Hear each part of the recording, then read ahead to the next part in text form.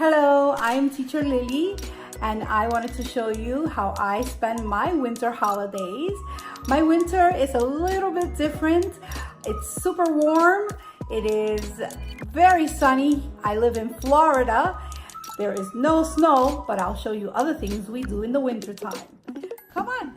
We decorate our Christmas trees and decorate our homes. We decorate our classrooms and get ready for the winter holidays.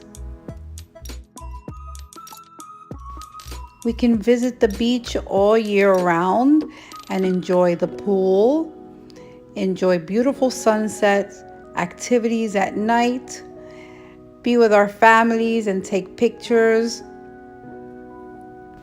See you in my classroom. Goodbye.